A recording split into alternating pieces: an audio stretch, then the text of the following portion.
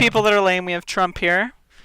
Trump And is very lame. this is about a week ago. The transgender military ban went into effect, and you might not know this, but I'm a tran, and so it feels weird to be banned from the military. I mean, personally, I'm not a huge fan of the military, but one of the things that's interesting about this that I've researched and I've had people in the military that I know tell me, like corroborate, is that there is a lot of non-combat roles in the Defense Department, and significant majority of like trans people in the military fulfill those non-combat roles.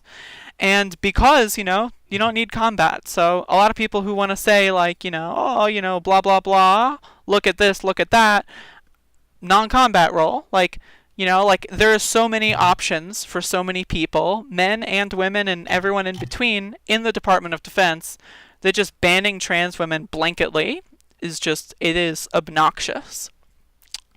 So like it's weird because like one of the things about the Department of Defense is it's relatively like assuming you can meet all the qualifications, like you like formally wouldn't necessarily be discriminated against because it is the government. So there is more kind of like, fairness as per compared to like a local diner who just thinks you're ugly and won't hire you, like that kind A of stuff. local militia.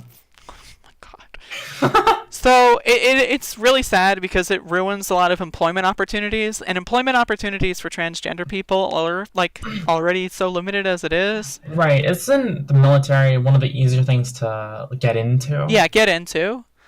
Like, exactly.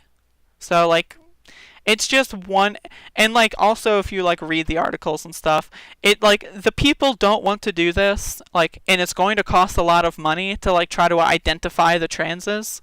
So it literally is just a money pit dumping for just the sake of hurting people and the sake of promoting fascism, because like trans people aren't popular, like still like a significant amount of people in the country would like literally kill us on sight if they could get away with it. So like it's just exploiting those kinds of fears. And it's also like Muslims are also getting attacked, like Ilhan Omar being constantly attacked.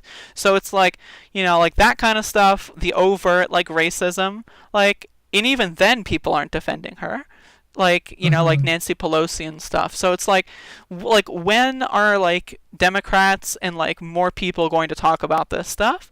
Like no one. I've seen a lot of people talk about the trans military ban, but no one actually talking about it in the sense of like actually caring about trans people. Right. Like people just have the biggest fault of liberals is that they just never stand up for like anything like this. Yeah, they always just debate the cost and the efficiency. It's like, oh, but it costs more for Viagra, and like, yeah, I mean that's a funny meme, but it's like these people don't care about the costs. It's worth the money to, like, if just one trans person is depressed over this, it's worth it.